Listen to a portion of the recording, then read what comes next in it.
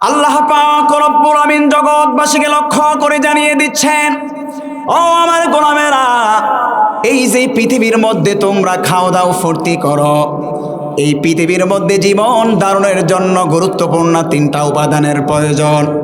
এক নম্বরে তোমার খাদ্য গ্রহণ করতে হবে, 2 নম্বরে পানি লাগবে, 3 নম্বরে তোমার অক্সিজেন গ্রহণ করা লাগবে।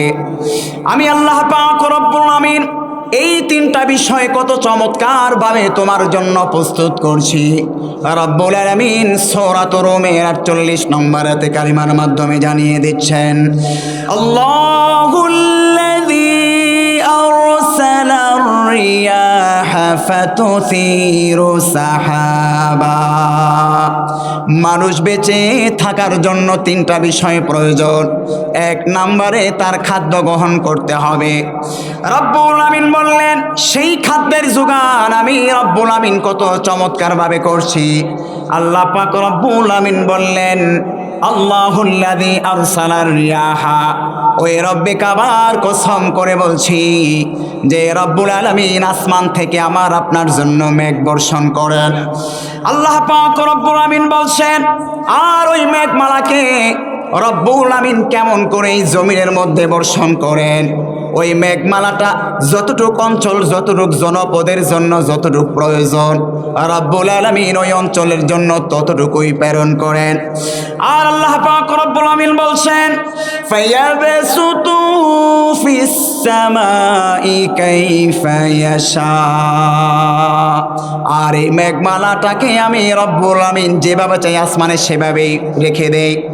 তারপরে ওয়াজালু কিসাফা ফাতারাল ওয়াদকা ইয়াখরুজু মিন খিলালি। আর আমি রব্বুল আমিন ওই আসমানের মধ্যে যখন এই মেঘমালাটাকে রেখে দেই, তখন তোমরা জমিন থেকে যখন বৃষ্টির সময় আকাশের দিকে তাকাও, তখন ওই মেঘমালাটাকে তোমরা খণ্ড খণ্ড আকারে দেখো। আর রব্বুল আলামিন বললেন, ফাইদা আসাবা বিহি মান ইয়াশাউ মিন ইবাদিহি ইদা হুম ইয়াস্তাবশিরুন।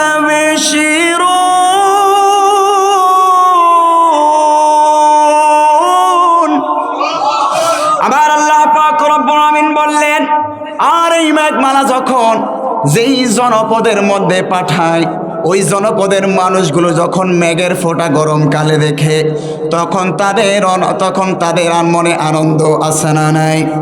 কেননা এই বৃষ্টির মধ্য দিয়ে আল্লাহ তাআলা জমিনের জন্য খাদ্য হিসাবে দিয়ে দেয়। এই বৃষ্টির মাধ্যমে আল্লাহ তাআলা বিভিন্ন গাছগাছা তরুলতার জন্য খাদ্য হিসাবে পাঠিয়ে দেয়। সেজন্য আল্লাহ পাক রব্বুল আমিন বললেন, ওই আসমান থেকে কত চমৎকারভাবে আমি রব্বুল আমিন এই মেঘকে পাঠাই তোমাদের রিজিক ব্যবস্থা করানোর জন্য। এজন্য কবি চমৎকার করে বললেন, আল্লাহ মেঘ দে, ছায়া দে, পানি দে রে। কি দে বলি না আমরা? আল্লাহ মেঘ দে, পানি দে, ছায়া দে রে। কেন গাই এটা? কারণ জমিন যখন ফেটে যায়, তখন পানির হাহাকারের জন্য আমরা আল্লাহর কাছে দোয়া করি, আল্লাহ আপনি যদি মেঘ না দেন, পৃথিবীর কোনো যান্ত্রিক আধুনিক পদ্ধতি আমাদেরকে পানি দিতে পারে না, দিতে পারেন যিনি একজন, তিনি কে? আল্লাহ মেঘ দে, ছায়া দে, পানি দে রে, আল্লাহ মেঘ দে। মেঘ দিয়ে যিনি বান্দার রিজিকের ব্যবস্থা করেন, সেই আল্লাহ আবার মেঘ দিয়ে মাঝে মাঝে আমাদেরকে পরীক্ষা করেন। সুতরাং রাসূল সাল্লাল্লাহু আলাইহি সাল্লাম বলছেন, যখন প্রচণ্ড মেঘ কিংবা ঝড় তুফান আসবে, তখন মুমিন বান্দা এই দোয়া পাঠ করবে, আল্লাহুম্মা হাওয়ালাইনা ওয়ালা আলাইনা। আমার জন্য যেটা উপকারী সেটাই আপনি আমার জন্য দেন, যেটা আমার জন্য উপকারী না আমার থেকে আপনি এটা দূর করে দেন। যে আলোচ্য বিষয় আমরা আলোচনা করছিলাম, আল্লাহ তাআলা যে রিজিক আমাদেরকে খাওয়ান, কি প্রসেসে ব্যবস্থা করেন, সেটার আমরা বিবরণ শুনছিলাম। রিজিক কিংবা ধান অথবা চাষাবাদ করার জন্য কিসের প্রয়োজন? পানির। কি প্রয়োজন? পানির প্রয়োজন। পানি ছাড়া চাষাবাদ করা যাবে? আল্লাহ বলছেন, এই পানির ব্যবস্থাটা কিভাবে করি? বৃষ্টির মাধ্যমে। কিভাবে? বৃষ্টির মাধ্যমে। এবার বৃষ্টি যদি এক জায়গায় পুরো পানি দিয়ে দেয়, ওই জায়গাটা নষ্ট হয়ে যাবে কি যাবে না? এজন্য আল্লাহ কি চমৎকারভাবে বৃষ্টির পানিটা কোথায় কতটুক লাগবে কিভাবে পাঠাচ্ছেন একটু লক্ষ্য করেন। আমরা আমাদের বিল্ডিংগুলোতে ছাদের উপরে টাঙ্কি বসাই, পাইপের মাধ্যমে এই পানিটা বিভিন্ন রুমে কি দেই? পৌঁছায় দেয়, কিন্তু পুরা টাঙ্কিটা যদি একজনের বাসায় পাঠায় দেয়, বাকিরা সমস্যা হবে কি হবে না? কিংবা যার ঘরের মধ্যে পুরোটাই পাঠাই দিলাম, তার জন্য সমস্যা হবে কি হবে না? কারণ তার এত পানির প্রয়োজন নাই। ঠিক একইভাবে আল্লাহ তাআলা আমাদের জন্য এই পানিটা কিভাবে গোটা পৃথিবীর মধ্যে চাষিদের জন্য, যারা রিজিকের জন্য সকালবেলা বের হয়ে ঘুম থেকে উঠেই ক্ষেত কামারে বের হয়ে যায়, তারা কিভাবে পানিটা সংগ্রহ করছে আল্লাহ এবার বলছেন। আল্লাহ পাক রব্বুল আমিন জগৎবাসীকে লক্ষ্য করে বললেন, ও আমার গোলামেরা, আমি রব্বুল আমিনের কাছে যদি তোমরা ইবাদত করো, তাহলে ওই ইবাদত কবুল হওয়ার 1 নম্বর শর্ত হলো হালাল রিজিক গ্রহণ করা। আর সেই রিজিকের ব্যবস্থাপনা কিভাবে আমি তোমাদের জন্য প্রস্তুত করি, সেই রিজিক অন্বেষণের জন্য যখন তোমরা ফজরের নামাজ পড়ে ক্ষেতের মধ্যে বের হয়ে যাও, আর ওই ক্ষেত চাষ করতে গিয়ে অবশ্যই তোমাদের পানি গ্রহণ করতে হয়। আল্লাহ পাক রব্বুল আমিন বলছেন, বৃষ্টিকে আমি রব্বুল আমিন এই জমিন থেকে ওই আসমানের ওপর উঠিয়ে নিয়ে যাই, তারপরে ফায়াবসুতুহু ফিস সামাই কাইফা ইয়াশা, ওই পানিটাকে আমি রব্বুল আমিন আসমানের মধ্যে যেভাবে চাই সেভাবেই বিছিয়ে দেই। ওয়ায়াজআলুহু কিসাফান ফাতারাল ওয়াদকা ইয়াখরুজু মিন খিলালি, আর ওই পানিটাকে আমি রব্বুল আমিন বান্দা যেই জনপদের জন্য যতটুকু প্রয়োজন ঠিক ততটুকু পানি আমি আল্লাহ তাআলা খণ্ড খণ্ড আকারে পাঠাইয়া দেই। আর ওই পানি পেয়ে তোমরা ওয়াইফা ইদা আসাবা বিহি মান ইয়াশাউ ইদা হুম ইয়াস্তাবশিরুন, তোমরা আনন্দে আত্মহারা হয়ে যাও। ও আমার গোলামেরা, এভাবে ফসলের জন্য যে পানির প্রয়োজন সেটার ব্যবস্থাপনা আমি আল্লাহ তৈরি করি, আর ওই পানিটাকে নদী নালা খাল বিলের মাধ্যমে যতটুকু অঞ্চলে যতটুকু প্রয়োজন ঠিক সেভাবে আমি পৌঁছাইয়া দেই। বিল্ডিং তৈরি করার জন্য ছাদের উপর আমরা পানির ব্যবস্থা করি, আর ওই পানিটা বাসায় বাসায় যেন পাইপ ফিল্টারের মাধ্যমে পৌঁছতে পারে, এই জন্য আমরা পাইপ ফিল্টার লাগাই টাঙ্কির সাথে। কিন্তু আল্লাহ পাক রব্বুল আমিন এই জমিনবাসীর জন্য পাইপ ফিল্টারের ব্যবস্থা করলেন। আল্লাহর পাইপ ফিল্টারের উদাহরণ হচ্ছে সেই আসমান থেকে বর্ষমান বৃষ্টি যখন জমিনের মধ্যে পড়ে, এই পানিগুলো আমাদের উঁচু জায়গা থেকে নিচে নেমে সাগর খালে চলে যায়। বান্দা যতটুকু পানির প্রয়োজন হয় ওই খাল বিল তরুলতার মাধ্যমে আবার আঁকা বাঁকা পথ বেয়ে ওই ফসলের মধ্যে যিনি পানি পৌঁছাইয়া দেন তিনি কে? আল্লাহ পাক রব্বুল আমিন বলছেন, ও দুনিয়াবাসীরা খুব সাবধান, এই পানি ভালোভাবে দিয়েছো বলেই যে তোমার ধান ভালো হয়েছে, ফসল ভালো হয়েছে, বিষয়টা কিন্তু এমন নয়। বরঞ্চ আল্লাহ পাক রব্বুল আমিন বললেন সূরাতুল ওয়াকিয়ার 65 নম্বর আছে, আফারাআইতুম মা তাহরুসুন, ও দুনিয়ার মানুষেরা, ফসল ফলাচ্ছ ভালো এরিদানের মাধ্যমে, ভালো সার কীটনাশক ওষুধ দিলা বান্দা ঠিক, এরপরও ওই ফসলটা যিনি নষ্ট করতে পারেন তিনি কে? এবার আল্লাহ প্রশ্ন করছেন, আফারাআইতুম মা তাহরুসুন, তোমরা কি ভেবে দেখো না যেই আল্লাহ পাক রব্বুল আমিন তোমাদের জমিনে একই জমিন থেকে তোমাদের জন্য ধান উৎপাদন করাচ্ছেন, আবার ঠিক একই জমিন থেকে আল্লাহ মূলা সহ বিভিন্ন শীতকালীন ফসল দিচ্ছেন। সুবহানাল্লাহ পড়বেন না? কি সুন্দর দৃশ্য! সেই একই মাঠ থেকে আমি আল্লাহ পাক রব্বুল আমিন তোমাদের জন্য কত রকমের রিজিকের ব্যবস্থা করলাম। এই রিজিকের ব্যবস্থা যদি আমি আল্লাহ না করতাম, পৃথিবীর মধ্যে কি এমন কোনো মানুষ আছে যে সে রিজিক এরকম ব্যবস্থা করতে পারবে নাকি? আল্লাহ পাক রব্বুল আমিন চ্যালেঞ্জ দিচ্ছেন 64 নম্বরে আছে, আআতুম তাজরাউনাহু আম নাহনুজ জারিউন। এবার আল্লাহ পাক রব্বুল আমিন প্রশ্ন করছেন ওই চাষিকে, ও দুনিয়ার চাষি ভাইয়েরা, এই যে ফসল তুমি ফলাইলা, ঠিক মতো পানিও দিলা, ঠিক মতো কীটনাশক ওষুধও দিলা, যাতে করে ধান ক্ষেতটাকে এরকমভাবে কাকড়া সহ যাবতীয় পোকামাকড় খেয়ে নষ্ট না করে ফেলে, এরপরেও কি বুকে হাত দিয়ে বলতে পারবো আমার বুদ্ধিমত্তার কারণে আজকের আমার ফসলটা ভালো হয়েছে? আল্লাহ আবার বান্দাদেরকে প্রশ্ন করছেন, আআতুম তাজরাউনাহু আম নাহনুজ জারিউন। ফসল কি তোমরা ফলাও না, আমি আল্লাহ তাআলা ফলাই? এবার আল্লাহ পাক রব্বুল আমিন বলছেন, যদি তোমরা চ্যালেঞ্জ করো যে না আল্লাহ আমার বুদ্ধির কারণে, আমার কৌশলের কারণে এবার ভালো করে ক্ষেতটা নিরাইছি বলে সময় মতো ফসলটা ভালো হয়েছে, আল্লাহ পাক রব্বুল আমিন চ্যালেঞ্জ করে বলছেন পরের আয়াতে, লাউ নাশাউ লাজআলনাহু হুতামান ফাযালতুম তাফাক্কাহুন। আমি ইচ্ছা করলে যেই ফসল নিয়ে তুমি গর্ব করছো ওই ফসলটাকে হুতামান চাইলে খেরকুটায় পরিণত করে দিতে পারি। ফাযালতুম তাফাক্কাহুন, আর এই খেরকুটায় দেখতে পেয়ে তোমরা হতবুদ্ধি হয়ে যাবে। বলে হুজুর ফসলে যা যা লাগে সব কিছুই তো দিয়েছিলাম, তারপরও আমার ফসলটা কেন পোকামাকড় কেটে ফেললো, তারপরও ফসলটা কেন যেন ঝলসাইয়া গেল হুজুর বলতে পারলাম না। এই জন্য আল্লাহ পাক রব্বুল আমিন মাঝে মাঝে বান্দাদেরকে পরীক্ষা করেন। পাশের প্রতিবেশীর ক্ষেত, সে যেই সার ব্যবহার করেছে, সে যা যা করেছে আমার ক্ষেতেও আমি তা তা করেছি। পাশের প্রতিবেশীর ক্ষেতটা ইঁদুরে কেটে নষ্ট করে ফেললো, কিন্তু কি আল্লাহর এক রহস্য, আমার ক্ষেতটা আল্লাহ তারা নষ্ট করে নাই। আল্লাহ ওই কৃষককে এই মেসেজটুকুই দিতে চাচ্ছেন, বান্দা তোর সব চেষ্টা যেখানে শেষ, এরপরেও আমি চাইলে আল্লাহ তাআলা তোর ক্ষতি কিংবা উপকার করতে পারি।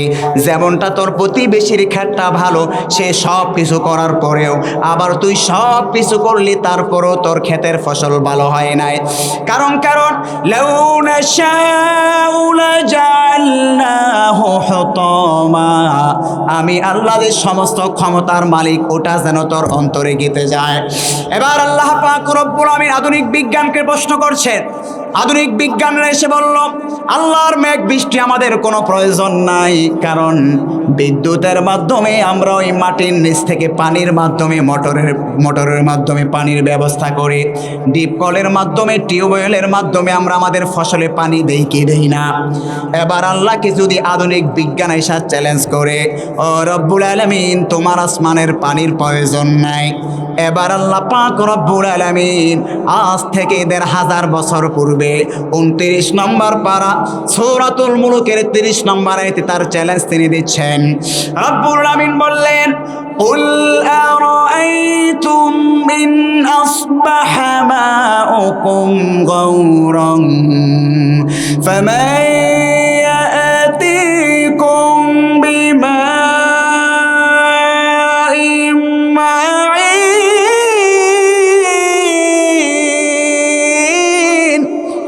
আমার আল্লাহ পাক রব্বুল আমিন বললেন, কুল নবী হে আপনি এই জগৎবাসীকে ঘোষণা দিয়ে দিন, বলে দিন, যদি কোনো এক সকালে আল্লাহ তাআলা ওই কারেন্টটাও বন্ধ করে দেন, যার ফলে আল্লাহ পাক রব্বুল আমিনের কুদরতি যে নিচ থেকে পানি আছে, ওই পানিকে উঠানোর কোনো সাধ্য কিংবা কোনো বিজ্ঞানের ক্ষমতা আছে কি বলেন? সেজন্য আল্লাহ পাক রব্বুল আমিন মাঝে মাঝে বৈচিত্র্যময় করে দেখান। কারেন্টের সুইচও দিলাম হুজুর, সব কিছু কি করলাম, তারপরও কেন বাতিটা জ্বলে না, তারপরও কেন কি সমস্যার কারণে কি হয়ে গেল? আল্লাহ পাক রব্বুল আমিন বলছেন, সেই নিচের পানিও যদি তোমরা বন্ধ করে দাও, সেই আসমানের পানি যদি তোমরা ভরসা না করো, ওই নিচের পানি দেওয়া যদি আমি আল্লাহ তাআলা বন্ধ করে দেই, তাহলে পৃথিবীর কোনো আধুনিক প্রযুক্তি কি এমন আছে ওই নিচ থেকে কি সমস্যা বলে পানিটা ওঠানোর সক্ষমতা আছে নাকি?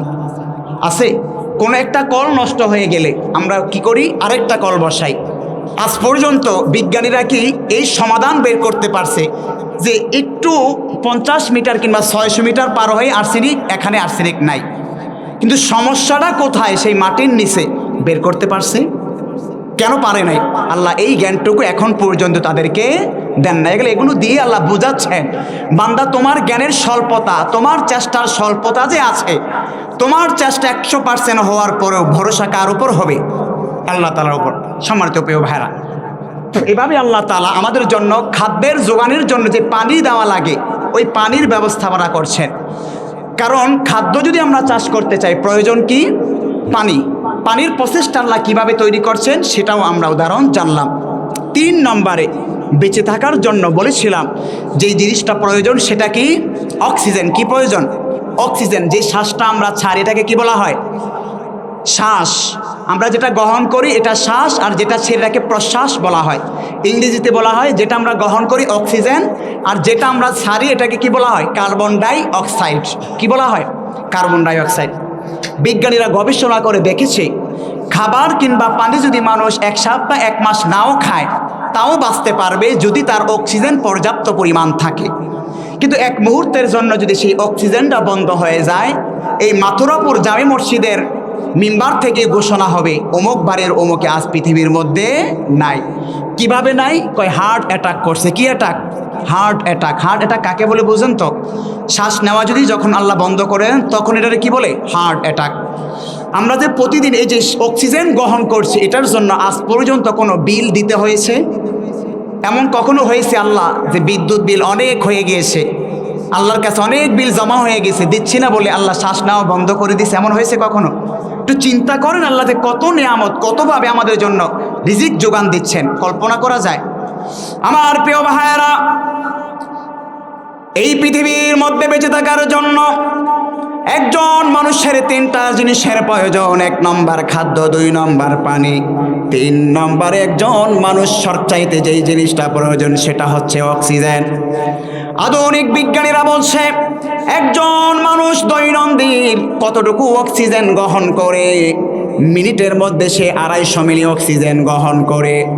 এটাকে যদি 24 ঘন্টায় পূরণ দেওয়া হয় তাহলে হিসাব করে পাওয়া যায় 550 লিটার অক্সিজেন আমরা গ্রহণ করে থাকি। বর্তমান বাজার মূল্যে 1 লিটার অক্সিজেনের দাম যদি সর্বনিম্ন 1000 টাকাও ধরি তাহলে আমাদের দৈনন্দিন এই 550 লিটার অক্সিজেনের দাম আসে 5 থেকে 5.5 লক্ষ টাকা। আল্লাহ পাক রব্বুল আলামিন অত্যন্ত দয়া মায়া করে সেই অক্সিজেনটা আমাকে আপনাকে ফ্রিতে দিয়ে দিচ্ছেন। এই জন্য রব্বুল আমিন বললেন, ও আমার গোলামেরা, আমি আল্লাহ পাক রব্বুল আমিনের দয়া অনুগ্রহ তুমি চোখটা মেলিয়া চতুর্দিকে একটু গবেষণা করো, কত নিয়ামত দিয়েছে আমি আল্লাহ তাআলা তোমাকে ভরপুর করিয়ে দিলাম। আমার প্রিয় ভাইয়েরা, একটু লক্ষ্য করুন, একটু গবেষণা করুন। ওই আল্লাহ পাক রব্বুল আমিন আপনাকে কোটি কোটি টাকার মালিক, ধন সম্পত্তি দিলেন, কিন্তু মৃত্যুর পূর্ব মুহূর্তে যদি আপনার এই অক্সিজেন গ্রহণ করাটা বন্ধ করে দেয় তাহলে এই কোটি টাকা দিয়েও কি আপনি তার সুচিকিৎসা করতে পারবেন? কি বলেন? কেননা মাঝে মাঝে আমরা হার্ট অ্যাটাক করে মৃত্যুবরণ করি। আমাদের এই দেহের মধ্যে একটা আসল জায়গা আছে, সেই জায়গাটার নাম বলা হয় হার্ট। যার হার্ট সুস্থ থাকে সেই বাঁচতে পারে, যার হার্ট অসুস্থ হয়ে যায় তার বেশি দিন আর বাঁচার চান্স নাই। আর ওই হার্ট কখন অসুস্থ হয়ে যায়? এই হার্টের মধ্যে গুরুত্বপূর্ণ 2টা শ্বাসনালী থাকে, একটা দিয়ে আমরা শ্বাস গ্রহণ করি, আরেকটা দিয়ে এই যে গ্রহণ করলাম সেটা আমরা ছেড়ে দেই। বিজ্ঞানের ভাষায় এটাকে অক্সিজেন বলা হয় যেটাকে আমরা গ্রহণ করি, আর যেটাকে আমরা ছেড়ে দেই সেটাকে কার্বন ডাই অক্সাইড বলে। যেটা আমরা গ্রহণ করি যদি আমরা একদিন না ছাড়তে পারি, 1 মিনিট শ্বাস গ্রহণ করে, এটা যদি ভিতর থেকে আমরা শ্বাস না ছাড়তে পারি তাহলে কি আমার বেঁচে থাকার চান্স আছে নাকি? প্রিয় ভাইয়েরা আমার, কেন আমাদের জন্য অক্সিজেনটা উপকারী আর কেন কার্বন ডাই অক্সাইড আমাদের জন্য অনুপকারী? যদি আমরা এই শ্বাসটা গ্রহণ করে ছাড়তে না পারতাম তাহলে কতটা মারাত্মক আমাদের জন্য ক্ষতি হতো। কারণ কার্বন ডাই অক্সাইডের মধ্যে এমন 3টা গ্যাস কিংবা উপাদান আছে যেই উপাদানগুলো মানব দেহের জন্য অত্যন্ত ক্ষতিকারক। 1 নম্বরে এই কার্বন ডাই অক্সাইডে মিথেন নামে একটা গ্যাস কিংবা পদার্থ আছে, যেই মিথেন নামক গ্যাস কিংবা পদার্থটা দেহের মধ্যে যে শরীরের মাংসপেশি যেই গোস্তগুলো আছে এই গোস্তের পেশিগুলোকে এভাবে নষ্ট করে দেয়। কার্বন ডাই অক্সাইডের মধ্যে কেন আমরা গ্রহণ করতে পারি না এই কার্বন ডাই অক্সাইড? 2 নম্বর, এটার মধ্যে অক্টাল নামে একটা উপাদান আছে, যেই উপাদানটা মানব দেহের কার্যক্ষমতা নষ্ট করে দেয়। নাম্বার 3, এই কার্বন ডাই অক্সাইডের মধ্যে নাইট্রোজেন নামে একটা গ্যাস রয়েছে, যে নাইট্রোজেন গ্যাসের মধ্যে এটা দুর্গন্ধযুক্ত হয়ে যায়, সেজন্য এটা মানুষের দেহের মধ্যে এটা হজম করতে পারে না। আর আল্লাহ পাক রব্বুল আলামিন অত্যন্ত দয়া করে মায়া করে ওই গাছপালা তরুলতা সূর্যের থেকে এভাবে অক্সিজেন গ্রহণ করে আমাদের জন্য আল্লাহ তাআলা সেই অক্সিজেন অত্যন্ত পর্যন্ত উপকার করে দিয়ে দিলেন। আর ভিতর থেকে আমাদের জন্য যেটা অনুপকারী ওটাকে আল্লাহ পাক রব্বুল আমিন গাছপালার জন্য রেখে দিলেন। গাছপালা কেন সেটা গ্রহণ করতে পারে? সেটা আমাদের জন্য, মানব দেহের জন্য ক্ষতি। কারণ মানুষ বাঁচার জন্য তার রগ রেশা, তার রক্তের প্রয়োজন। কিন্তু ওই গাছপালা যদিও তার জীবন আছে, ওই গাছপালার মতো মানুষের মতো যে রক্ত আছে সেটা আছে নাকি? এই জন্য মানুষের জন্য যেটা ক্ষতিকারক কার্বন ডাই অক্সাইড, ওইটা ওই গাছপালা তরলতার জন্য যিনি উপকারী হিসাবে পাঠিয়ে দিলেন তিনি কে? সম্মানিত প্রিয় ভাইরা, যে কথা বলছিলাম 5.5 লক্ষ টাকার অক্সিজেন নিম্ন দামে আমরা গ্রহণ করে থাকি, এটার জন্য আল্লাহর কাছে একদিনও বিল দিতে হয়েছে? অগ্রিম একদিনও পেমেন্ট করা লাগছে? তাহলে আল্লাহ যে কীভাবে আমাদের জন্য, মানুষ জীবিকার জন্য গুরুত্বপূর্ণ যে 3টা জিনিস প্রয়োজন, খাদ্য, পানি, নাম্বার 3 অক্সিজেন, কিভাবে কত চমৎকারভাবে আল্লাহ তাআলা আমার আপনার জন্য ব্যবস্থাপনা তৈরি করছেন, এর শুকরিয়া আদায় করে কোশ্চিনকালেও শেষ করা যাবে। সম্মানিত প্রিয় ভাইয়েরা, আল্লাহ পাক রব্বুল আমিন সমস্ত নবী রাসূলদেরকে লক্ষ্য করে বললেন, ও আমার পয়গম্বরগণ, এই পৃথিবীর মধ্যে আমি আল্লাহ তাআলার দাসত্ব করবে, আমি আল্লাহ তাআলার রিসালাতের দায়িত্ব পালন করবে, তবে তার পূর্বে অবশ্যই তোমাদের হালাল রিজিক অন্বেষণ করতে হবে। সেজন্য আল্লাহ পাক রব্বুল আমিন পৃথিবীর সূচনালগ্ন থেকে নিয়ে ইলা ইয়াউমিল কিয়ামা, কিয়ামত পর্যন্ত যত নবী রাসূল এসেছে সমস্ত নবী রাসূলদেরকে এই হালাল রিজিক অন্বেষণের জন্য আল্লাহ তাআলা নির্দেশ দিচ্ছেন। যেমনটা রব্বুল আমিন সূরাতুল মুমিনুন 51 নম্বরে আল্লাহ তাআলা ইরশাদ করছেন, ইয়া আইয়ুহার রাসূলু কুলু মিনাত তাইয়্যিবাতি ওয়া আমালু সালিহা। রব্বুল আমিন বললেন, হে আমার নবীগণ, হে আমার পয়গম্বরগণ, কুলু মিন তাইয়্যিবাতি মা, আপনারা সকলেই উত্তম রিজিক ভক্ষণ করেন। নাম্বার 2 ওয়া আমালু সালিহা, আপনারা সকলেই নেক আমল করেন। ইন্নী বিমা তা'মালুনা বাসীর।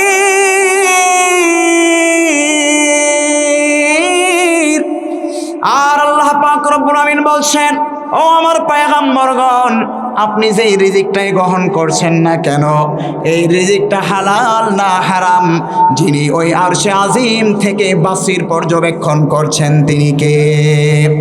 লক্ষ্য করুন প্রিয় ভাইয়েরা আমার, নেতাদেরকে যে আদেশ করা হয়েছে ঠিক একইভাবে তার উম্মত, তার কর্মীদেরকে আল্লাহ তাআলা ঠিক একইভাবে নির্দেশ প্রদান করছেন। অর্থাৎ দুনিয়ার নীতির মতো আল্লাহ তাআলা নীতি গ্রহণ করে নাই। নেতা এক গাড়িতে চলে আর কর্মীরা হেঁটে হেঁটে চলে। আল্লাহ তাআলা বললেন, না না, বরং নেতা পয়গম্বর নবীরা যেই খাবার খাইবে তোমরা উম্মত কর্মী হিসাবে সেই খাবারই গ্রহণ করতে হবে। আল্লাহ আবার উম্মতদেরকে আদেশ করছেন। সূরাতুল বাকারা 172 নম্বরে আল্লাহ তাআলা বলছেন, ইয়া আইয়ুহাল্লাযীনা আমানু কুলু মিন তাইয়্যিবাতি মা রাযাকনাকুম, হে আমার মুমিন বান্দাগণ, কুলু মিন তাইয়্যিবাতি মা রাযাকনাকুম, তোমরা তোমাদের জন্য আমি রব্বুল আমিন যে রিজিক দিয়েছি ওই রিজিক থেকে সব রিজিক গ্রহণ করা যাবে না, বরং সেই রিজিকের মধ্য থেকে যেটা হালাল উত্তম রিজিক, ওই রিজিকটাই অবশ্যই তোমরা গ্রহণ করবে। ওয়াশকুরু লিল্লাহ,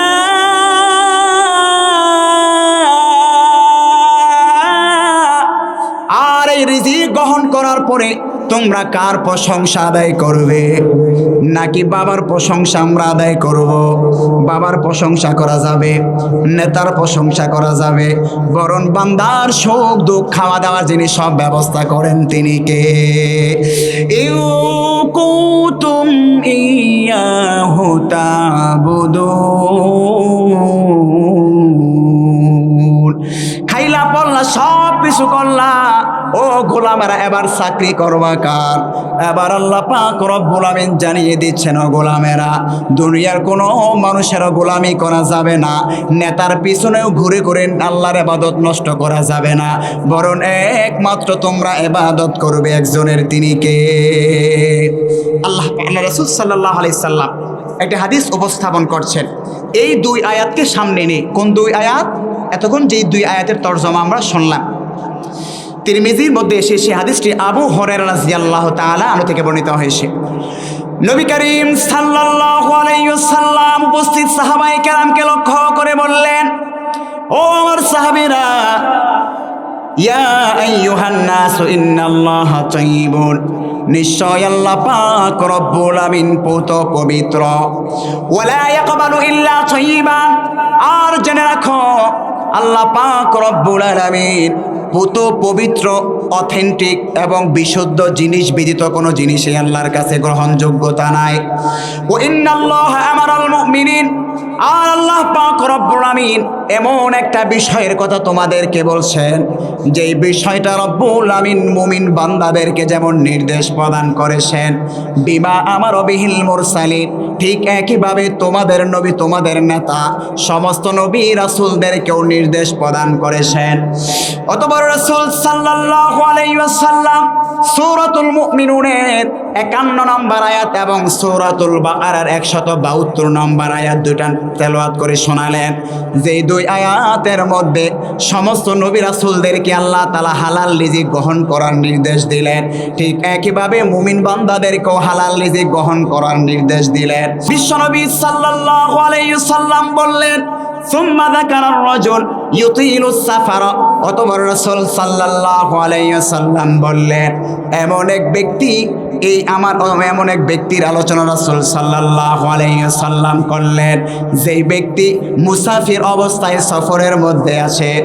রাসূল সাল্লাল্লাহু আলাইহি ওয়াসাল্লাম বললেন, ওই মুসাফির ব্যক্তি সফর অবস্থায় ক্লান্ত শান্ত অবস্থায় আল্লাহ তাআলার কাছে দোয়া করলেন, ইয়া রাব্বি, ইয়া রাব্বি, ও রব্বুল আলামিন, আমি মুসাফির সফর অবস্থায় আছি, আপনি আমার দোয়াটাকে কবুল করিয়া নেন। বিশ্বনবী সাল্লাল্লাহু আলাইহি ওয়াসাল্লাম সাহাবায়ে কেরামদেরকে লক্ষ্য করে বললেন, ওই মুসাফির ব্যক্তির দোয়াটাকে আল্লাহ তাআলা কবুল করে নাই। অথচ হাদিসের মধ্যে এসেছে 3 ব্যক্তির দোয়া আল্লাহ পাক রব্বুল আমিন কবুল করে নেন।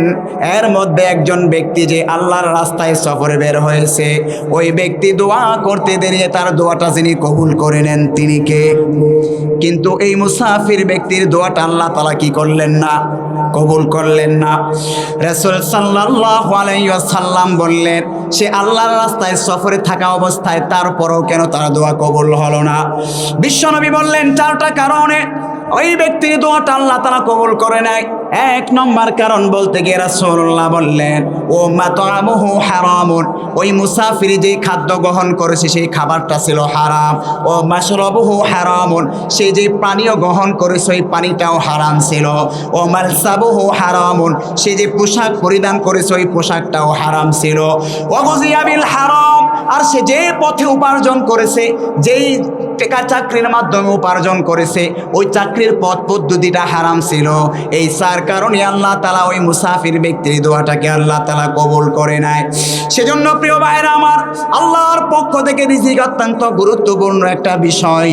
কারণ বান্দার ইবাদত কবুল হওয়ার পূর্বে আল্লাহ তাআলা প্রথমেই শর্ত দিলেন, কুলু মিন তাইয়্যিবাতি মা, তোমাদের জন্য উত্তম যে রিজিক আছে সেই রিজিক তোমরা গ্রহণ করো।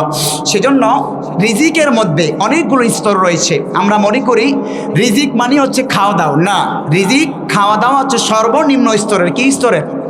রিজিকের 7 থেকে 8টা স্তর রয়েছে। কয়টা স্তর? রিজিক শব্দের অর্থ হচ্ছে খাওয়া দাওয়া করা, দান করা, অনুগ্রহ করা। আর পারিভাষিক রিজিক শব্দের অর্থ হচ্ছে বেঁচে থাকার জন্য যত উপকরণের প্রয়োজন আছে। বুঝতে পারছেন তো? বেঁচে থাকার জন্য খাওয়ার প্রয়োজন, পোশাকের প্রয়োজন, তারপরে হচ্ছে চিকিৎসার প্রয়োজন, পানি গ্রহণ করার প্রয়োজন, হাঁটা চলার প্রয়োজন। অর্থাৎ একজন মানুষ বেঁচে থাকার জন্য সুস্থভাবে যত কিছুর প্রয়োজনে সবগুলোকে কি বলা হয়? রিজিক বলা হয়। হাদিসের মধ্যে রিজিকের অনেকগুলো স্তর এসেছে। অনেকগুলো স্তর এসেছে। কোনটা উত্তম, কোনটা অনুত্তম, কোনটা প্রশস্ত, কোনটা সর্বনিম্ন, আমরা একটা একটা করে সংক্ষিপ্ত আকারে জানার চেষ্টা করি। রাসূল সাল্লাল্লাহু আলাইহি ওয়াসাল্লাম বললেন, রিজিকের মধ্যে সর্বনিম্ন রিজিকের স্তর হলো মানুষ যেটাকে সবচাইতে গুরুত্বপূর্ণ মনে করে খাওয়া দাওয়া। এটা হচ্ছে হাদিসের ভাষায় সর্বনিম্ন স্তর। এরপর রাসূলুল্লাহ বললেন, আর রিজিকের মধ্যে সর্বশ্রেষ্ঠ যে রিজিক সেটা হচ্ছে মানসিক এবং শারীরিক, যাকে আল্লাহ তাআলা সুস্থতা দান করলেন। কারণ এর চাইতে উত্তম রিজিক আর হতে পারে না।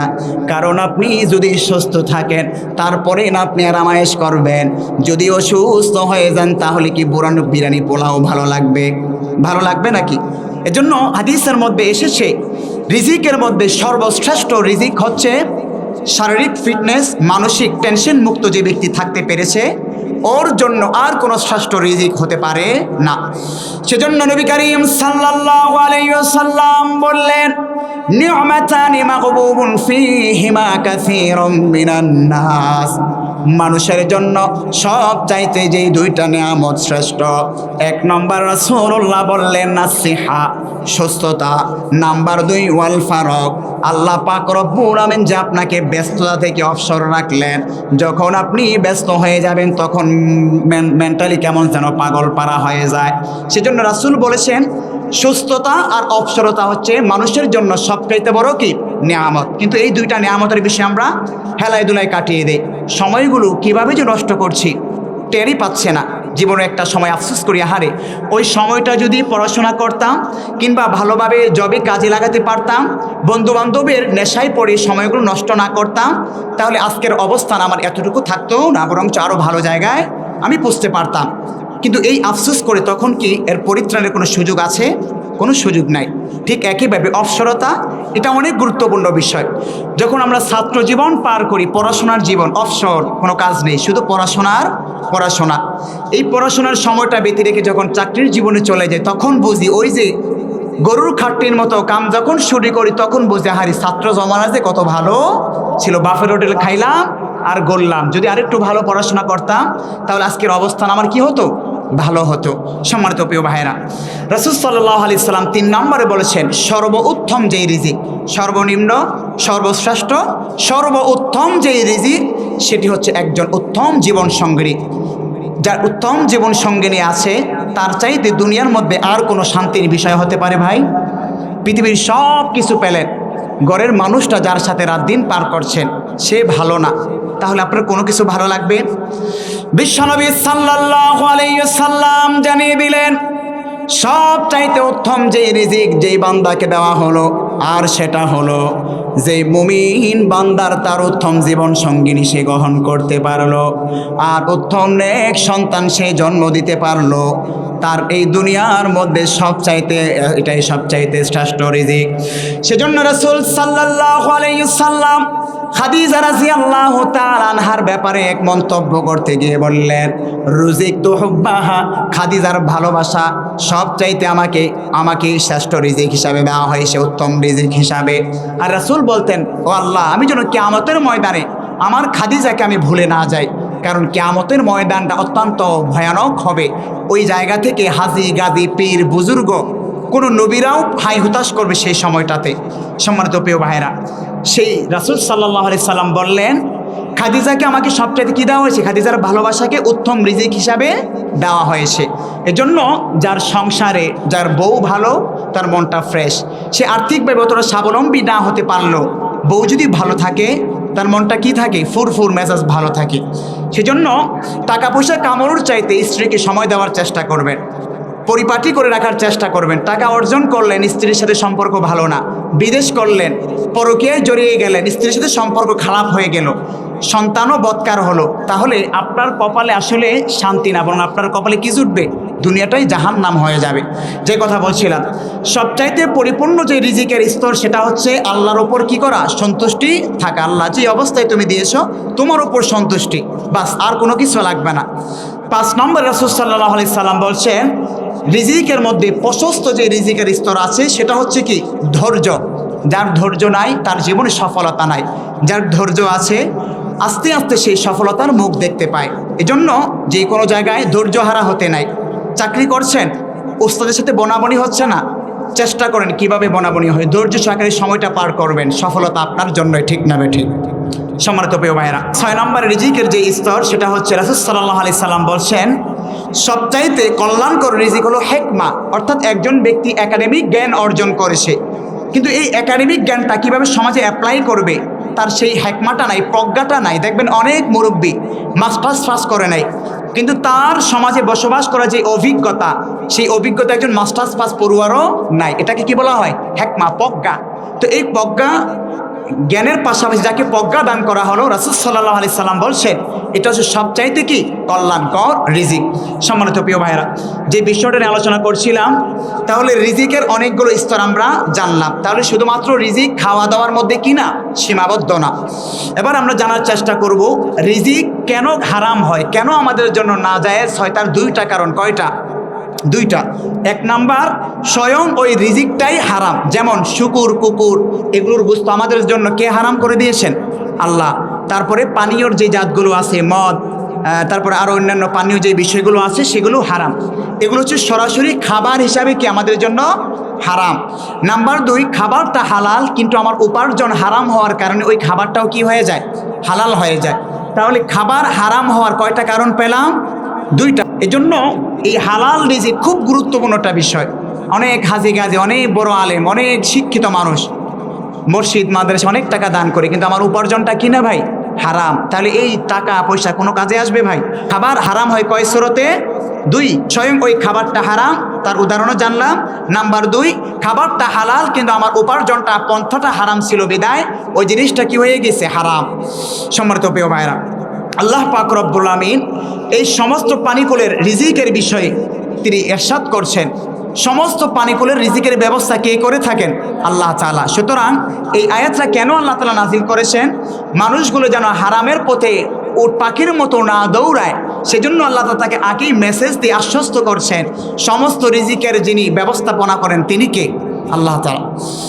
আল্লাহ পাক রব্বুল আমিন জগৎবাসীকে লক্ষ্য করে বললেন, ও আমার গোলামেরা, আমি রব্বুল আমিন এই পৃথিবীর মধ্যে মানুষ ব্যতীত যত প্রাণীকুল আছে সবগুলোর জন্য রিজিকের ব্যবস্থা করে দেই। সেজন্য পাগল পাড়ার মতো রাত দিন একাকার করে তুমি তোমার খাবারটাকে জাহান্নামের কারণ হিসাবে গ্রহণ করিও না। কেননা আমি আল্লাহ পাক রব্বুল আমিন জমিনের কোনায় কোনায় তোমার জন্য হালাল রিজিকের ব্যবস্থা করে রেখে দিয়েছি। সেজন্য আল্লাহ পাক রব্বুল আমিন 12 নম্বর পারা 1 নম্বর পৃষ্ঠা 1 লাইনের সূরা হুদের 6 নম্বর আয়াতে কারিমার মাধ্যমে বলছেন, ওয়ামা মিন দাব্বাতিন ফিল আরদি ইল্লা আলাল্লাহি রিজকুহা। আল্লাহ পাক রব্বুল আমিন বলছেন, এই জমিনের মধ্যে বিচরণকারী মানুষ ব্যতীত আরো যত মাখলুকাত আছে, যত প্রাণীকুল আছে, এই সব প্রাণীকুলের জন্য যিনি রিজিকের ব্যবস্থা করে রেখেছেন তিনি কে? আল্লাহর এই আয়াতের ব্যাখ্যা বিশ্লেষণ যদি আপনি করতে শুরু করেন, আমরা ছোট্ট 3.5 হাত এই মানুষটা সারাদিন আমরা কতটুকুই বা খাবার খাই, আধা কেজি কিংবা উঠতে গেলে 1 কেজি ভাত খাই, কিন্তু আমার চাইতে আপনার চাইতে বহু গুণে প্রাণীকুল এই জমিনে কে সৃষ্টি করেছেন?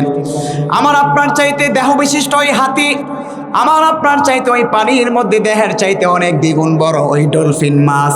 ওই ডলফিন মাছের একদিনের একবেলার খাবার 300 থেকে 350 টন। সুবহানাল্লাহ পড়বেন না? ওই পানির নিচে যিনি ওই তিমি মাছের পেটের মধ্যে খাবার পৌঁছে দেন তিনি কে? আল্লাহ পাক রব্বুল আমিন বলছেন, ও দুনিয়ার গোলামেরা, ওই পানিগুলোর দিকে কি একবারও লক্ষ্য করতে মন চায় না? তোমার চাইতে দেহের সব চাইতে ওই পানির জন্য আমি আল্লাহ তাআলা রিজিকের ব্যবস্থা করলাম। তাহলে আমি আল্লাহ তাআলা যেই জমিনের মধ্যে তোমাকে প্রেরণ করলাম, ওই জমিন থেকে তোমরা কেন হালাল রিজিকটা গ্রহণ করো না? ওয়ায়ালামু মুস্তাকাররাহা ওয়া মুস্তাওদাহা। আর এই জমিনের মধ্যে আসার পরে কে কতদিন কোন জায়গায় থাকবা সেটাও আল্লাহ তাআলা নির্ধারণ করে রেখে দিয়েছেন। আর রব্বুল আলামিন বলছেন, কুল্লু ফি কিতাবিম মুবিন।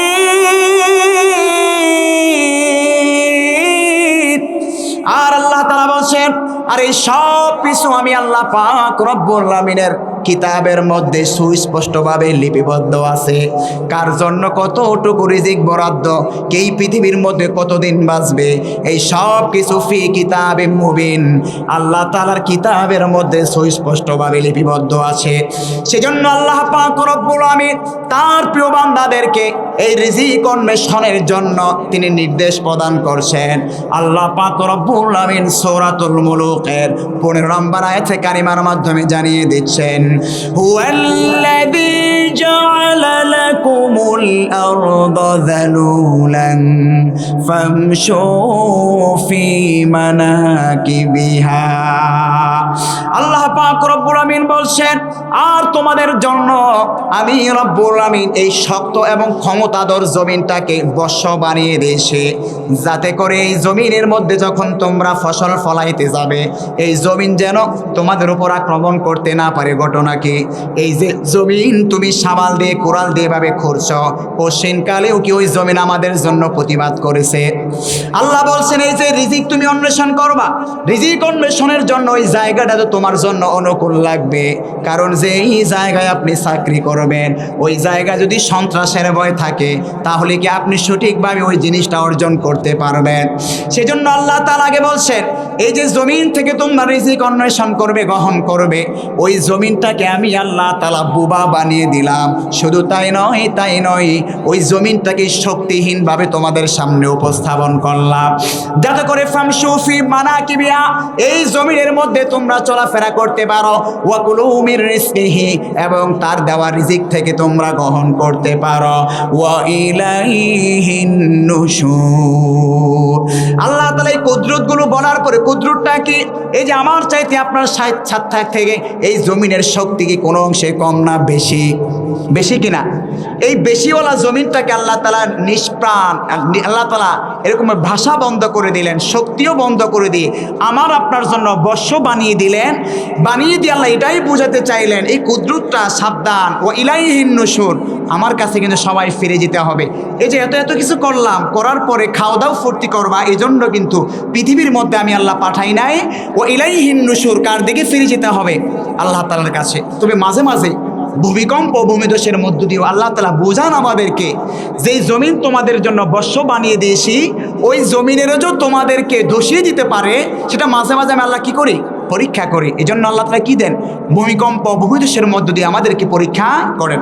সম্মানিত প্রিয় ভাইরা, এরপরে আল্লাহ তাআলা সূরাতুল জুমার 10 নম্বর আয়াত, 28 নম্বর পারা, 13 নম্বর পৃষ্ঠার মধ্যে এই রিজিক অন্বেষণের ব্যাপারে গুরুত্ব আরোপ করছেন বান্দাদের প্রতি, যে তোমরা রিজিকের জন্য বেরিয়ে যাও।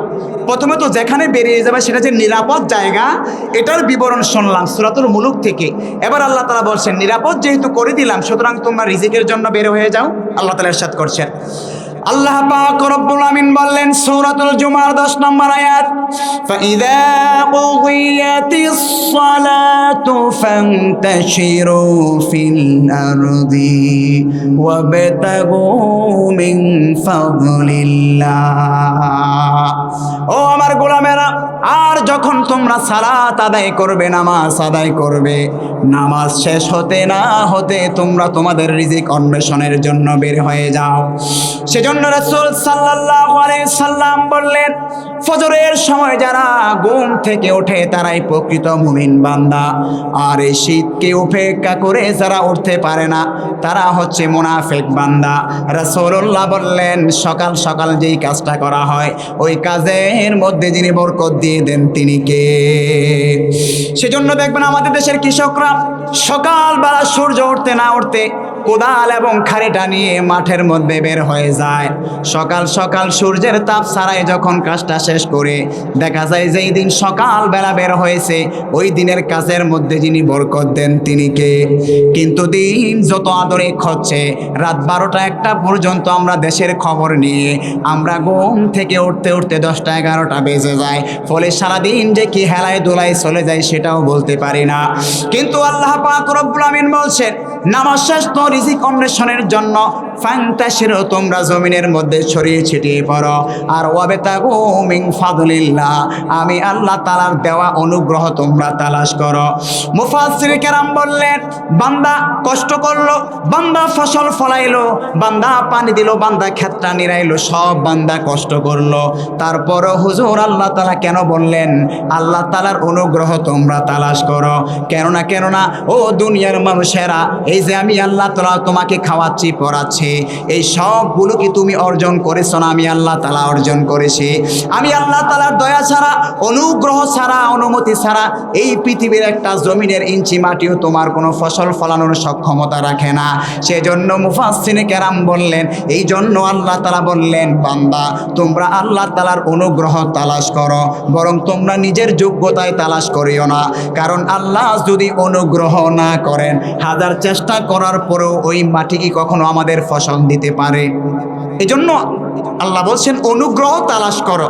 সম্মানিত প্রিয় ভাইয়েরা, এরপরে আল্লাহ বলছেন ওয়াজকুরুল্লাহ কাসীরান, বেশি করে আমি আল্লাহকে স্মরণ করো, লাআল্লাকুম তুফলিহুন, এতে করে তোমরা কি হবে? সফলতা অর্জন করবে। সম্মানিত প্রিয় ভাইয়েরা, এজন্য হাদিসের মধ্যে এসেছে যে হাদিসটি আব্দুল্লাহ ইবনে মাসউদ রাদিয়াল্লাহু তাআলা আনহু থেকে বর্ণিত হয়েছে। তার সম্পর্ক হচ্ছে রাসূলুল্লাহ, তিনি কি ছিলেন? চাচা ছিলেন। আব্দুল্লাহ ইবনে মাসউদ রাদিয়াল্লাহু তাআলা আনহু থেকে হাদিসটি বর্ণিত হয়েছে। তিনি বললেন, তলাবু কাসবিল হালালি ফারিজা বাদাল ফারিজা, আল্লাহর পক্ষ থেকে একজন মুমিন বান্দার উপরে যেই ফরজ ইবাদতগুলো আছে, যেমন নামাজ, এই নামাজ পড়ার পরে তার জন্য দ্বিতীয় যেই ফরজ ইবাদত ফরজ হয়ে যায়, সেটি হচ্ছে হালাল রিজিক গ্রহণ করা। এজন্য একজন মানুষ নতুন মুসলমান হয়েছে, তার উপর সর্বপ্রথম যে ফরজ ইবাদত সেটা কি? নামাজ। নামাজের পরে তার উপর দ্বিতীয় যেই ফরজ ইবাদত সেটি হচ্ছে কি? হালাল রিজিক গ্রহণ করা। সম্মানিত প্রিয় ভাইয়েরা, ইসলাম কর্ম করে যারা জীবিকা নির্বাহ করে তাদের ব্যাপারে অত্যন্ত গুরুত্ব আরোপ করেছেন এবং উৎসাহ দিয়েছেন। ইসলাম কখনোই যারা জীবিকা উপার্জন করে কষ্ট করে তাদেরকে নিরুৎসাহিত করে না। সেজন্য আল্লাহ পাক রব্বুল আমিন বলছেন, যারা কর্মজীবী এদেরকে আমি কি বাসি? অত্যন্ত ভালোবাসি। বিশ্বনবী সাল্লাল্লাহু আলাইহি ওয়াসাল্লাম বললেন, এই পৃথিবীর মধ্যে যারা কর্মজীবী, যারা কর্ম করে খায়, আল্লাহ পাক রব্বুল আমিন ইন্নাল্লাহা ইউহিব্বুল মুমিনাল মুহতারিব, ওই কর্মজীবী মানুষগুলোকেই সবচাইতে বেশি ভালোবাসেন। সেজন্য সমস্ত নবীরাই কর্ম করে খেয়েছেন। আর তারা যে একটা কর্ম কমন করেছেন সেটা হলো সমস্ত নবীরাই রাখালগিরি করেছেন, অর্থাৎ বকরি চড়িয়েছেন। স্বয়ং বিশ্বনবী সাল্লাল্লাহু আলাইহি ওয়াসাল্লাম বললেন, যে হাদিসটি বুখারীর বর্ণনায় এসেছে, মা বাসাল্লাহু নাবিয়ান ইল্লা রাআল গনাম, ইল্লা রাআল গনাম, সমস্ত নবীরাই এই বকরি চড়িয়ে চড়িয়ে তারা জীবিকা নির্বাহ করেছে। সাহাবায়ে কেরাম আরজ করলেন, ইয়া রাসূলুল্লাহ, ইয়া হাবিবাল্লাহ, আপনিও কি ভেড়া চড়িয়েছেন? এবার নবীজি বললেন, ও আমার সাহাবীরা, নাম, হা, আমি রাসূল মক্কার একজন সম্ভ্রান্ত মহিলা, তার নির্দিষ্ট কিছু অ্যামাউন্টের বিনিময়ে আমিও বকরি চড়িয়েছি। আবার সাইয়েদনা জাকারিয়া আলাইহিস সালাতু ওয়াস সালাম, তিনি একজন কর্মজীবী মানুষ ছিলেন, তিনি কাঠ দিয়ে বিভিন্ন জিনিস তৈরি করতেন। সেজন্য হাদিসের মধ্যে এসেছে, যে হাদিসটি মুসনাদে আহমদ শরীফের বর্ণনায় এসেছে, বিশ্বনবীর সাহাবী আবু হুরায়রা থেকে হাদিসটি বর্ণিত হয়েছে। তিনি বললেন, কানা জাকারিয়া নাজ্জারান, সাইয়েদনা জাকারিয়া আলাইহিস সালাতু ওয়াস সালাম একজন কাঠ মিস্ত্রি ছিলেন, অর্থাৎ কাঠ জঙ্গল থেকে কাঠ কেটে এনে তিনি এই কাঠ দিয়ে বিভিন্ন জিনিস তৈরি করে বিক্রি করে তিনি তার জীবিকা নির্বাহ করতেন। মূসা আলাইহিস সালাতু ওয়াস সালাম, তিনি তার শ্বশুর শুআয়ব আলাইহিস সালাতু ওয়াস সালামের দীর্ঘদিন বকরি ভেড়া চড়িয়েছেন।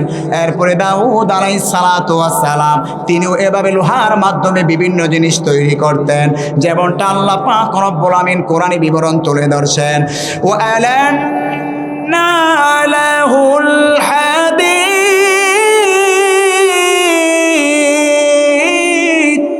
আর দাউদ আলাইহিস সালাতু ওয়াস সালামের জন্য আমি রব্বুল আমিন এই লোহাকে নরম বানিয়ে দিলাম। আনি আমাল সাবিগাতি ওয়া আদবির ফিস সারদি ওয়া আমালু সালিহা, যে লোহা নরম হওয়ার ফলে ওই লোহা দিয়ে তিনি লৌহবর্ম তৈরি করতেন, যুদ্ধের বিভিন্ন সরঞ্জামাদি তৈরি করে দাউদ আলাইহিস সালাম এগুলোকে কি করতেন? ব্যবসা বাণিজ্য করতেন। এই উদাহরণগুলো বলার অর্থ হচ্ছে আল্লাহ তাআলার কাছে যে কর্মজীবী মানুষ প্রিয় এবং অলস যারা সমাজে জীবন যাপন করছে, আল্লাহ যাদেরকে পছন্দ করে না, সেই জন্য এই বিবরণ কিংবা উদাহরণগুলো আপনাদের সামনে উপস্থাপন করলাম। সম্মানিত প্রিয় ভাইয়ের, ইসলাম কোনো পেশাকে ছোট করে দেখে না। আমাদের সমাজে অনেক মানুষ অনেক ছোট ছোট পেশায় নিয়োজিত। কেউ জালমুড়ি বিক্রি করে, কেউ বাদাম বুট বিক্রি করে, কেউ শশা বিক্রি করে। কমন দেখি না আমরা, বাস গাড়িতে উঠি, সোয়াগাজী বাজারে উঠলেই এই বাদাম বাদাম বাদাম, এই শশা শশা শশা করে, কি করে না? ছোট চোখে অনেক সময় আমরা দেখি। শাহিন সাহেব সিটে বসে আছি আর আমার সামনে শশা নিয়ে আসছে, হ্যাঁ এটা দেন না, এটা না, ওটা। এটা ভাবই যেন আলাদা, শরীরটা ভাব আসে না ভাই? এই যে ভাব আসে, এই ভাবটা কিসে কেন আসলো? অহংকারের কারণে। ও আমার চাইতে ছোট, ও আমার মুখের সামনে শশা নিয়ে আসছে, ও আমার চাইতে ছোট পেশাজীবী, আমি একজন বস, আমি একজন ভালো পেশাজীবী, এসি রুমে বসে কি করি? চাকরি করি। রাসূল সাল্লাল্লাহু আলাইহি সাল্লাম বলেছেন, এই ধরনের পার্থক্য ইসলামের মধ্যে কি কোনো তারতম্য আছে ভাই? যে ছাগল চড়ায়, ভেড়া চড়ায়, মাটি কাটে, ক্ষেত খামারি করে, তার যেমন দাম, যে এসি রুমে বসে কিংবা রাষ্ট্র ক্ষমতায় যিনি আছেন তারও একই কি দাম? আল্লাহ তাআলার কাছে সমান দাম। আফসোস, পরিতাপ নিয়ে বলতে হচ্ছে, আমাদের দেশের মানুষেরা ছোট ছোট কাজ করতে লজ্জা পায়, কিন্তু এই মানুষটাই লক্ষ টাকা খরচ করে সেই বিদেশের মরুভূমিতে গিয়ে ভেড়া চড়ায় কি চড়ায় না? এই লজ্জার দুইটা কারণ। এক নম্বর, আমাদের কারণে আমরা বলি, ও তুই বিসিএস পাস, মাস্টার্স পাস করছিস কি ভেড়া চড়ানোর জন্য? তুই বুঝি গরু পালবি, গবাদি পশু পালবি, আর খাইয়া দেয়া কাম নাই। মানুষ কি বলবে এই লোক লজ্জায় আমরা অনেকেই কাজ করতে চাইলেও কাজ করতে পারি না, অথচ এই মানুষটাই কিনা বিদেশে গিয়ে ভেড়া চড়াচ্ছে তার মালিকের, ঠিক না বে ঠিক? আরেকটা হচ্ছে আত্মগরিমার কারণে, আমার সাথে তো এটা যায় না, আমার বাবা অমক, আমার বাবা তমক, আমি যদি গরু নিয়ে ঘুরি, গরু ব্যবসা বাণিজ্য করি, এটা তো আমার সাথে যায় না। একটা হচ্ছে নিজের অহংকার, অথবা কেউ করতে চাইলেও মানুষের লোক লজ্জার কারণে আমরা কি করতে পারি না? সম্মানিত দৃষ্টিভঙ্গি পরিবর্তন করতে হবে। আমার আপনার দৃষ্টিভঙ্গি যদি পরিবর্তন হয়ে যায়, পরিবর্তন হবে সমাজ, পরিবর্তন হবে রাষ্ট্র, ঠিক না বে ঠিক? সুতরাং দৃষ্টিভঙ্গি বদলাতে হবে। লোকে কি বলে আই ডোন্ট কেয়ার, বরং আমি আমার আল্লাহ নির্দেশনা অনুযায়ী কাজ করছি কিনা, আমার আল্লাহ সন্তুষ্টি হচ্ছে কিনা, বাস ওকে, আর কোনো দেখার টাইম নাই, বাস কাজ করছি তো করছি। সফলতা দেওয়ার মালিক যিনি, তিনি কে? সম্মানিত প্রিয় ভাইরা, রাসূল সাল্লাল্লাহু আলাইহি সাল্লাম বলছেন, মা কানা আহাদুন মিনকুম তুআমান, তোমাদের মধ্য থেকে ওই ব্যক্তির রিজিকের চাইতে আর কোনো উত্তম রিজিক হতে পারে না যে তার নিজের হাতে উপার্জন করে রিজিকের ব্যবস্থাপনা করে। সম্মানিত প্রিয় ভাইরা, এছাড়াও রাসূল সাল্লাল্লাহু আলাইহি সাল্লাম অপর এক হাদিসের মধ্যে বলেছেন, ওই রিজিক সবচাইতে উত্তম, ওই রিজিক সবচাইতে উত্তম যে রিজিকটা পিঠের মধ্যে এভাবে বোঝা নিয়ে সে নির্বাহ করে। অর্থাৎ রাসূল বোঝাতে চেয়েছেন, কোনো ব্যক্তি যদি জঙ্গল থেকে লাকড়ির বোঝা বহন করে, তাহলে অবশ্যই ওই লাকড়ি তাকে একদিন না একদিন মুখে রিজিক তুলে দিবে, কিন্তু কখনো সে মানুষের কাছে হাত চাইলে এটা কখনো তাকে রিজিক দিতে পারে না। মানুষ দিতেও পারে, নাও দিতে পারে। এজন্য ভিক্ষা করা থেকে রাসূল কি করেছেন? নিরুৎসাহিত করেছেন। রাসূল বলেছেন, কাজ করে খাও। সম্মানিত প্রিয় ভাইরা, বসে না থেকে কর্মে লেগে যান। কোনো কাজ পাচ্ছেন না, ওকে, 500-700 টাকা আপনি ইনভেস্ট করে আপনি অন্যান্য কাজ করেন না, বাদাম বোট বিক্রি করেন না, প্রত্যেকে লোকে কি বলে তো আপনার যায় আসা না। পেটে যখন রিজিক থাকে না, ওই লোকগুলা কি আপনার খাবারের ব্যবস্থা করে দেয়?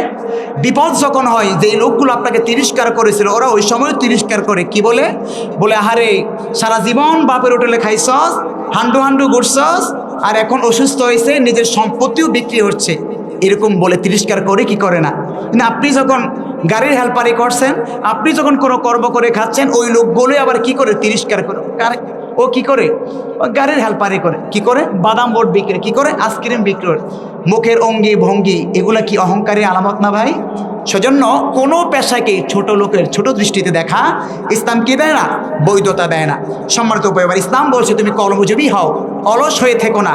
রাসূল সাল্লাল্লাহু আলাইহি সাল্লাম বলছেন, এই পৃথিবীতে মানুষ যখন আসার 120 দিন প্রসেসিং হয়, সুম্মা মিন মুদগা সুম্মা মিন আলাকা সুম্মা মিন নুতফা, প্রথম 40 দিন বীর্য থেকে যখন আমরা মায়ের পেটের মধ্যে থাকি, দ্বিতীয় স্তর যখন সেই বীর্যটাকে রক্তেতে আল্লাহ রূপান্তরিত করেন, সেই রক্ত থেকে যখন জমাট রক্তে পরিণত করেন, এই প্রসেসটুকু 3 প্রসেসে হয়ে থাকে 120 দিনের মাথায়। বিশ্বনবী সাল্লাল্লাহু আলাইহি সাল্লাম বললেন, এই পৃথিবীর মধ্যে মানুষ আসার পূর্বেই তার জন্য 4টা জিনিস নির্ধারিত হয়ে যায়। নাম্বার 1, এই পৃথিবীর মধ্যে যখন সে আসবে তার রিজিক কি হবে এটা কে নির্ধারণ করে দিয়েছেন? আর এটা কতদিনের মধ্যে নির্ধারণ করে? যখন 120 দিন মায়ের পেটের মধ্যে আমরা থাকি, অর্থাৎ 120 দিন 40 120 দিনে যখন আমরা থাকি তখন এটাকে নির্ধারণ করে দেন আল্লাহ তাআলা। বিশ্বনবী সাল্লাল্লাহু আলাইহি সাল্লাম বললেন, একজন মানুষ যখন মায়ের গর্ভের মধ্যে 120 দিনের মধ্যে থাকে, সেই 120 দিনের মধ্যে রাসূলুল্লাহ বললেন 4টা জিনিস তার জন্য নির্ধারিত হয়ে যায়। 1 নম্বর, তার রিজিক কি হবে আল্লাহ তাআলা সেটা নির্ধারণ করে দেন। 2 নম্বরে, সেই পৃথিবীর মধ্যে সে কতটুক সময়ের জন্য বাঁচবে, কতটুক হায়াত সে পাবে সেটাও আল্লাহ তাআলা নির্ধারণ করে দেন। 3 নম্বর, তার আমল কি হবে আল্লাহ সেটাও নির্ধারণ করে দেন। 4 নম্বরে, তার ভাগ্যে তার তাকদিরে ভালো মন্দ যা কিছু আছে সব কিছু আল্লাহ তাআলা নির্ধারণ করে দেন। সেজন্য রাসূল সাল্লাল্লাহু আলাইহি ওয়াসাল্লাম বললেন, আনতা মুত আত্তা তাস্তাকমিলা রিজকাহা, কোন ব্যক্তি মৃত্যুবরণ করবে না যতদিন পর্যন্ত তার তাকদিরে যত রিজিক লেখা আছে এটা শেষ না করে সে মৃত্যুবরণও করতে পারে না। এজন্য মাঝে মাঝে দেখবেন অনেক মানুষ খাওয়া অবস্থায় মৃত্যুবরণ করে, অর্ধেক খেয়েছে অর্ধেক খাওয়া অবস্থায় মৃত্যু, তার মানে আল্লাহ অতটুকুই তার জন্য রেখেছেন। আবার বিশ্বনবী সাল্লাল্লাহু আলাইহি ওয়াসাল্লাম সতর্ক করে জানিয়ে দিলেন, ও আমার সাহাবীরা, একজনের রিজিকে আরেকজন কখনো ভাগ বসাতে পারে না। এজন্য ভাই বোন আত্মীয় স্বজন কেউ যদি এসেই পড়ে, তার মানে এই নয়, এই হতাশার কারণ নাই যে ও আসছে বিদায় আজকে একটু বাজার বেশি লাগছে, বাহ্যিক দৃষ্টিতে যদিও মনে হচ্ছে একটু টাকা খরচ হয়েছে, কিন্তু রিজিক যে শুধু এটার মধ্যেই সীমাবদ্ধ বিষয়টা কি এরকম? আমরা রিজিকের স্তরগুলো জেনেছি, সেখানে বুঝতে পেরেছি রিজিক শুধুমাত্র খাওয়া দাওয়ার মধ্যেই সীমাবদ্ধ না। সুতরাং আপনার ভাই বোন বেড়াতে এসেছে, আপনি খাওয়াচ্ছেন, মেহমানদারি করাচ্ছেন, আল্লাহ তাআলা আপনার আগত যে বিপদ আছে সেগুলো থেকে যদি বাঁচিয়ে দেন সেটাও তো রিজিকের অন্তর্ভুক্ত। সুতরাং ওটা কি এটার চাইতে কোনো অংশে কম? সুতরাং রাসূল বলেছেন, ও আমার সাহাবীরা, একজনের রিজিক আরেকজন কখনো ভাগ বসাতে পারে না। তোমার রিজিক যতটুকু যেখানে লিপিবদ্ধ আছে সেটা তোমার পেটের মধ্যে কে পৌঁছে দিবেন? আল্লাহ পাক রব্বুল আমিন বললেন, ও আমার গোলামেরা, 1 নম্বরে ইবাদত কবুল হওয়ার জন্য যেই শর্ত, সেই শর্ত হলো তোমরা হালাল রিজিক গ্রহণ করো। আর এই রিজিকের জন্য তোমরা জমিনের মধ্যে বের হয়ে যাও, ওয়াবতাগু মিন ফাদলিল্লাহ, আমি রব্বুল আলামিনের অনুগ্রহ তোমরা অন্বেষণ করো, তালাশ করো। সুতরাং সাবধান, জেনে রাখো বান্দা, তুমি সব প্রচেষ্টা করলা, তারপরও ওই রিজিকের মধ্যে কখনো বরকত হবে না যদি না 1 নম্বরে আমি আল্লাহর ভয় তোমার অন্তরে না থাকে। সেজন্য আল্লাহ পাক রব্বুল আমিন বললেন, রিজিকের মধ্যে বরকত লাভের 1 নম্বর পদ্ধতি হলো অন্তরে সদা সর্বদা ভয় রাখবো একজনের, তিনি কে? ওয়ামাইয়াত্তাকিল্লাহা ইয়াজআল লাহু মাখরাজা। বিশ্বনবী সাল্লাল্লাহু আলাইহি ওয়াসাল্লাম এবং আল্লাহ তাআলা রিজিকের মধ্যে বরকত লাভের 2 নম্বর উপায় বললেন, তাওয়াক্কালতু আলাল্লাহ, তুমি যেই পেশায় জীবী হও না কেন ওই পেশা আমাকে রিজিকের ব্যবস্থা করে দেন এমনটা ভাবা যাবে না, বরঞ্চ রিজিকের অন্বেষণ করতে গিয়ে ভরসা করবে একজনের উপর, তিনি কে? রাসূলুল্লাহ বললেন, এই রিজিকের উপর যদি বান্দা তুমি ভরসা করে কাজে নেমে যেতে পারো, তাহলে ওই রিজিক আল্লাহ তাআলা কোন জায়গা থেকে তোমাদের জন্য ব্যবস্থা করবেন তুমি কল্পনাও করতে পারবে না। তিরমিজির বর্ণনা, একটা পাখিকে আল্লাহ তাআলা তাওয়াক্কুলের মডেল হিসাবে আমাদের জন্য উপস্থাপন করলেন। রাসূলুল্লাহ বললেন, লাউ আন্নাকুম তাওয়াক্কালুনা আলাল্লাহি হাক্কা তাওয়াক্কুলিহি, একটা পাখি সকালবেলায় খালি পেটে যেমন বের হয়ে যায় গাছের এক ডাল থেকে আরেক ডালে, যখন এভাবেই খাবার অন্বেষণের জন্য সে বের হয়ে যায়, তার ভরসা থাকে একজনের প্রতি, তিনি কে? ওই পাখি যেমন তার বাসা থেকে সকালবেলায় খালি পেটে বের হয়ে গেল, আবার সন্ধ্যা যখন ফিরলো ঠোঁটের মধ্যে খাবার দিয়ে যিনি তিনি বাসায় ফিরান, তিনি কে? রাসূলুল্লাহ বলছেন, একটা পাখিকে রাসূলুল্লাহ তাওয়াক্কুলের, আল্লাহর উপর ভরসা যে আমরা করব এর মডেল হিসেবে উপস্থাপন করছেন। রাসূলুল্লাহ এটা বোঝাতে চান যে একজন পাখি যার কোনো বিবেক বুদ্ধি নাই, ওই পাখিটাও সকালবেলায় খালি পেটে বের হয়ে এক ডাল থেকে আরেক ডাল, এক গাছ থেকে আরেক গাছ, এক এলাকা থেকে আরেক এলাকা, এভাবে খাবার অন্বেষণ করতে করতে সন্ধ্যাবেলা আল্লাহ তাআলা তার মুখে একটা খাবার তুলে দেন, আর ওই খাবারটা তার বাচ্চাকে দেখবেন কত চমৎকারভাবে খাওয়ায়, দেখছেন না? পাখির ঠোঁটে তার বাচ্চাগুলোকে খাবার উঠিয়ে দেন। এই ব্যবস্থাপনা কে তৈরি করে দিয়েছেন? রাসূলুল্লাহ বললেন, একটা পাখি যদি আল্লাহর উপর ভরসা করে এসে সকালবেলায় কাজে বের হয়ে যেতে পারে, তাহলে বান্দা তুমি যদি কাজে বের হয়ে আল্লাহর উপর ভরসা করতে পারো, অবশ্যই রব্বুল আমিন তোমার ওই রিজিকের মধ্যে বরকত দান করবেন। রাসূল সাল্লাল্লাহু আলাইহি সাল্লামের কাছে এক সাহাবী আরজ করলেন, ইয়া রাসূলুল্লাহ, ইয়া হাবিবাল্লাহ, এই যে ওটটা বাহিরে রেখে আমি আপনার রুমের মধ্যে প্রবেশ করলাম, এই ওটটা কি বেঁধে আসবো না এভাবে ছেড়ে আসবো? রাসূলুল্লাহ বললেন, অবশ্যই তুমি বেঁধে আসবে। অর্থাৎ ওটটাকে রাসূল আমি বাহিরে এনে ছেড়ে দিয়ে আপনার উপর ভরসা করবো আল্লাহর উপর, না বেঁধে ভরসা করো? রাসূল বললেন কি, বেঁধে তারপরে তুমি কি করো? ভরসা করো। অর্থাৎ তোমার চেষ্টা, সব চেষ্টা প্রচেষ্টা শেষ, ভরসার মালিক কে?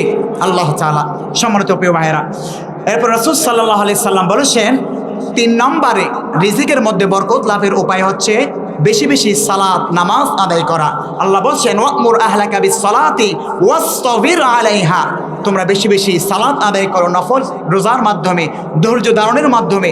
এভাবে আল্লাহ তাআলা তোমাদের জীবনে রিজিকের মধ্যে বরকত দিয়ে দিবেন।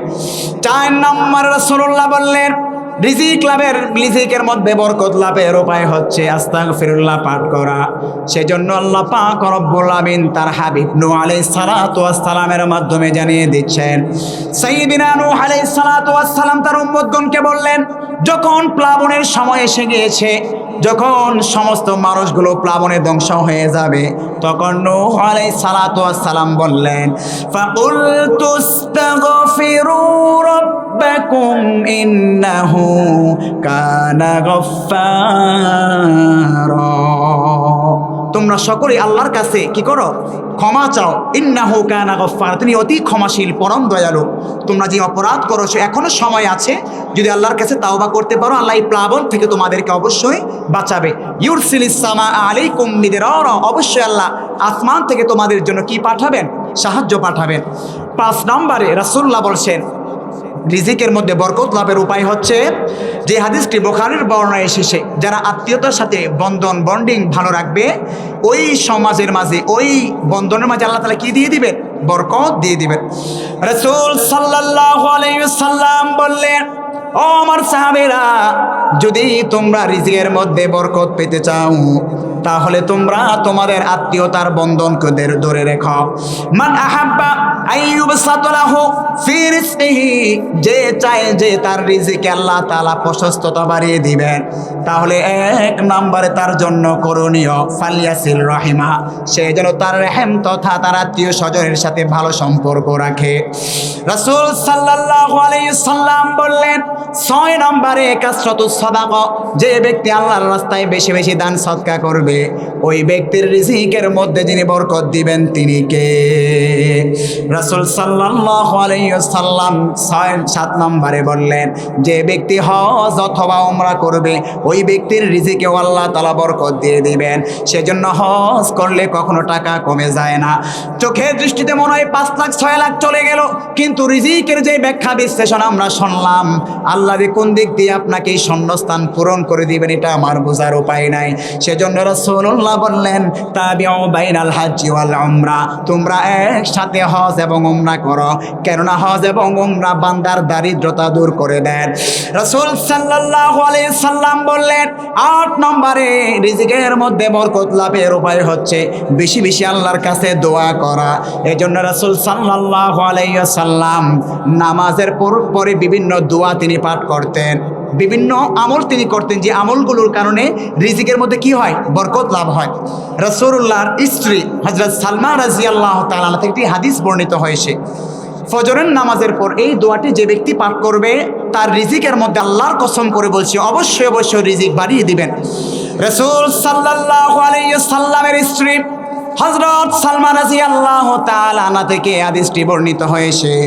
বিশ্বনবী বললেন, কোন ব্যক্তি যদি ফজরের পরে এই দোয়াটি পাঠ করতে পারে, আল্লাহ পাক রব্বুল আমিন ওই ব্যক্তির রিজিকের মধ্যে বরকত দিয়ে দিবেন। অতঃপর তিনি বললেন, নবীজি সাল্লাল্লাহু আলাইহি ওয়াসাল্লাম যখন ফজর নামাজ আদায় করতেন, সঙ্গে সঙ্গে তিনি এই দোয়াটি একবার পাঠ করতেন, আল্লাহুম্মা ইন্নী আসআলুকা ইলমান নাফিআ, ও রব্বুল আলামিন, তোমার কাছে আমি রাসূল উপকারী জ্ঞান চাই, উপকারী আলেম চাই। ওয়ারিজকান তাইয়্যিবা, ও রব্বুল আলামিন তুমি আমাকে উত্তম রিজিকের ব্যবস্থা তৈরি করিয়া দাও। ওয়া আমালান মুতাকাব্বিলা, এবং যত নেক আমল করি সব আমলগুলো আপনি কবুল করিয়া নেন।